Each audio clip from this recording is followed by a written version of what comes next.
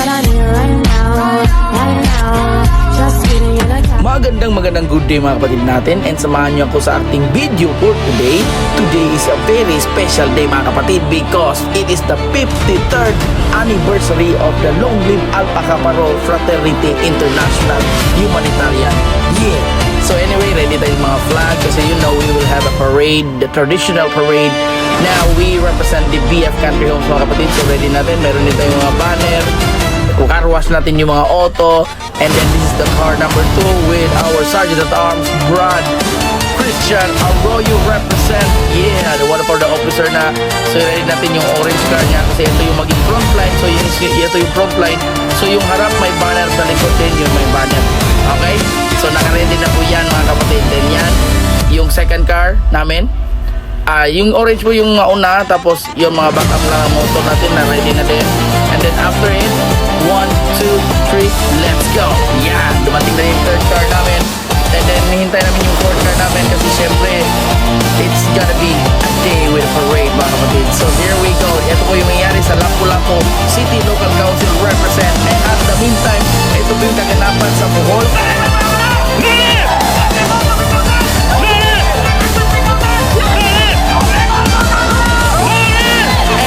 Shout out po sa Bohol Supreme Council led by BGS Brad Lord Leo. Thank you po sa pag-guide sa Upsilon Sigma Katigbian Bohol chapter namin powered by Prime Pro dyan sa Bohol, and nakita namin na super lakas talaga yung taga Bohol Supreme Council. Malupit, yeah! So anyway, tuloy-tuloy kayo mga kapatid. Yan po yung banner namin, and congratulations, we have 52 attendees ng Upsilon Sigma chapter in Katigbian Bohol now in Tagbilaran right now para magsimula ng parade. Good job, especially to GS Brad Kialoy. And we are back here in Cebu. Ito naman kami.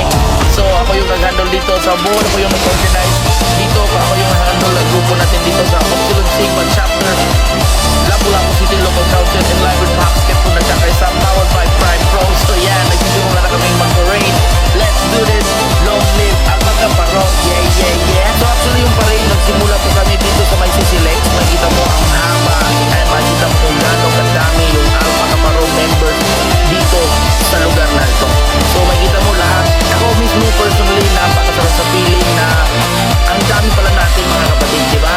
Kanya-kanyang mga diskarte, kanya-kanyang background, kanya-kanyang sector, pero isang logo which is the Alpha Kappa Rho, and this is the 53rd anniversary mga kapatid. We are one, we are united, and ang pinaka best ever since marami kaming mga new member, almost 30 plus yung nakasama sa amin ngayon. Yung trabaho ko naman ngayon as a grad scepter together with my officers is i-guide yung mga bagong member para makita nila yung vision nila kung ano yung mangyayari sa kanila in a few years gikan karon.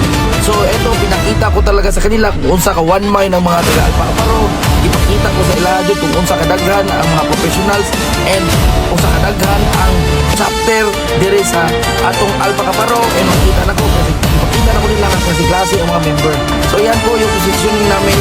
Yan yung coach ng Paitris Junior, yan yung coach ng Sergeant of Arms Christian, yan yung MI ko nagmotor, yan yung MI ko din nagmotor, and then ako po yung nag-lead that time. So yan, kasabay yung mga sakay din sa amin. Hindi na lang kami nag-aircon para makita talaga ng mga members namin kung gaano kadami. Ito yung parade na nagsimula. Makita nyo na the front view, di ba?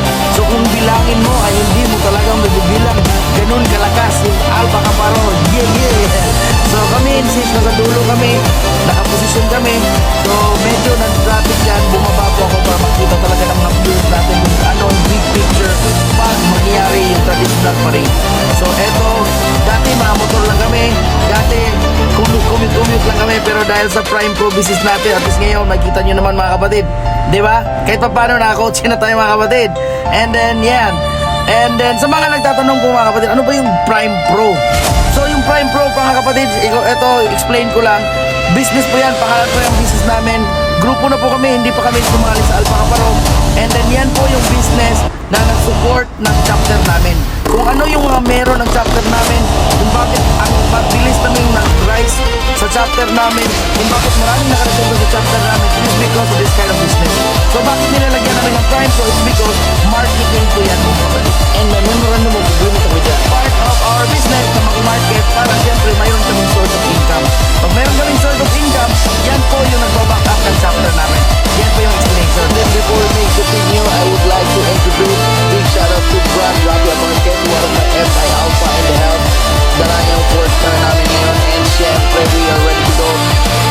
Makikita nyo, nakapark na kami, yung apat na kotse. Yung area po na sa nag-end park yung parade dito sa Lapu-Lapu City, doon dito po sa Upon. Okay, Upon Basketball Court. So nagsimula kami sa Cordoba, ikot, then after sa Cordoba, Marigondon, Maribago, and then Ibo, and then yan, dito na po kami ngayon sa gymnasium. And ang pinaka-the best po, pinapakita ng grupo natin kung gano'n tayo God feeling, nag-attend po tayo ng mass. Dito natin makita na yung Alpha Kaparo hindi na po katulad ng dati na mga front war. Hindi po, dito mga kapatid, dito makikita na mga God feeling na po yung mga Alpha Kaparo member. Shoutout po and long live. Pagdating natin, syempre pumunta tayo sa Mahak Skeptron nagkakaisa kasi we are in line with them, powered by Prime Pro. And nagpa-picture kami kasi yung plano namin po after namin dito, meron kami mga members doon na opportunity na sa Cebu City. So after the event in Lapu-Lapu, dumirekta na kami sa national event headed by National Grand Skeptron, Brad Shack, and Cebu Supreme Council event here in Plaza. Okay, independent siya dito naman sa Cebu City. Yung purpose ko naman dito, para talaga yung mga bagong members namin, mga vision widening talaga. Makikita nila na super dami talaga yung members ng Alpha Kaparo member. Diba? So dito pa lang makita nyo, ito yung pinaka-the best na grupo kasi super dami yung members. So makita nyo dito sa plaza, yan yung mga kotse pinapark namin. And alam nyo, super traffic dahil lang sa anniversary natin. And another set of members naman yung na-meet ng mga kapatid natin. So yun, at least very good experience ng mga bagong members natin na super dami palaga yung member ng Alpha Kaparo. So ngayon, after it po, pasok na tayo dito sa event. So ayan, super excited naman yung mga kapatid natin sa Opsilon Sigma Chapter powered by Prime Pro kasi nandito na kami. Another event, this is the second event for the day. After sa Lapu-Lapu, dito na naman kami ngayon sa National Cebu Supreme Council event dito sa Plaza. And we are about to enter in another vision widening naman ng mga bago natin, na mga bago na naman yung makikilala nila ng connection. And at the same time, mga brand natin, ito po yung entrance. And big shout out po sa nag-organize ng event, especially sa Sayana, yung partner niya, and lahat naman organize ng event. The best ever po yung event ninyo. Nakita ko yung mga banda gagaling, and then super the best yung venue kasi nakaka-relax, diba? Sarap po sa mga brand yan, super supportive na tao ko, ilang lima ko. And oy, Bradrick, yan, nakita ko yung mga Sigma boys ko, yung mga Sigma boys namin. Single boys natin yan, di ba? So, tawagin muna natin yung pre-serving natin. Bradrick, I would like you to introduce Brad Jordan. Eh! Joke. Siyempre dito, kapatiran mga kapatid, di ba? Nagtutulungan, di ba? So yan, pasok na tayo mga kapatid. Yan, uy, magkilala si Bradrick. Mukhang pamilyar si Brad Jimbo ni Bradrick.